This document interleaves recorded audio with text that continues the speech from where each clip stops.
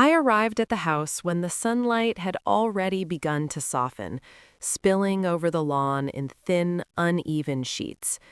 The front steps creaked under my shoes, exactly as they always had, and I noticed, with a quiet familiarity, the chipped edge of the porch railing, a faint trace of Grandpa's tobacco in the air, the scent of damp wood lingering in the corners. It was the house he had built, room by room, memory by memory, and they wanted me to forget all that in favor of a polite conversation about fairness. My sister opened the door before I could knock. Her smile was smooth, deliberate, professional in a way that hinted she had rehearsed it. "It's only fair we all benefit," she said, voice light, almost melodic, though the edges were sharp. My brother stood slightly behind her, nodding once, just enough to reinforce her point without adding words. They assumed they were in control, that the calm, measured gestures would herd me toward agreement. I walked inside slowly, noting the familiar creak of the floorboards. The living room smelled of stale coffee and furniture polish, the air heavy with the expectation I refused to acknowledge aloud. I sat on the sofa, letting my weight sink into it, exactly as I remembered from childhood. My sister perched on the love seat like a bird claiming its branch. My brother leaned against the doorway, arms folded, playing the silent sentry, enforcing their assumption that the outcome was already decided. They began the talk with a practiced smoothness. My sister outlined how sharing the house would honor Grandpa's legacy collectively, her words punctuated by gentle smiles and careful pauses.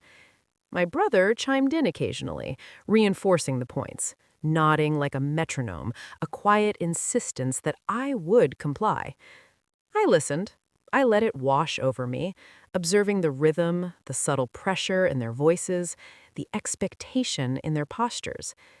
Inside, a different conversation unfolded. Memories of Grandpa rose unbidden, his slow footsteps on these same floors, the way he insisted I learn every detail of the house, the afternoons spent tracing the grain of the wood, the small, almost imperceptible lessons about integrity and self-respect. The house was not just a structure, it was a repository of values, a testament to a principle that I had inherited as much as the walls themselves. I said nothing at first. I allowed the silence to stretch. I felt my sister's fingers twist the edge of a cushion, her smile faltering just enough. My brother's nod slowed imperceptibly as he recalibrated to a room that now felt unpredictable. Their confidence, once absolute, began to waver under the quiet gravity of my inaction. Finally, I reached into my bag and withdrew a copy of the will. The paper had folds, faint creases, the weight of legality it made tactile. I placed it on the coffee table with care and let the moment linger before speaking. "Then I guess you haven't read this part," I said softly. The room shifted, almost imperceptibly. I read aloud the clause that named me as the sole inheritor of the house. My sister's smile tightened, the polite warmth replaced by a flicker of restrained recognition. My brother's nod wavered, no longer confident, as if he'd just realized that the game had changed without a shout or a shout. I didn't raise my voice. I didn't gesture or demand attention. I simply read, calmly, letting the words and the authority they carried land with quiet inevitability. Control had shifted.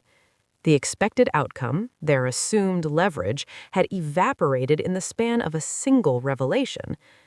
The conversation continued, but differently. They spoke now with careful consideration, softer tones, strategic pauses. The ease of entitlement was gone. They offered compromise, suggested hypothetical solutions that were unnecessary, tested boundaries that had been firmly established by Grandpa's words, not my threats. I answered selectively, maintaining calm authority, never yielding, never needing to force acknowledgement. The legality of the document did it for me. Inside me, a mixture of relief and residue settled. Relief because I had preserved what was mine, but residue because warmth and trust were not fully restored. Dignity returned, but familial intimacy remained fragile, shaded with unspoken disappointment.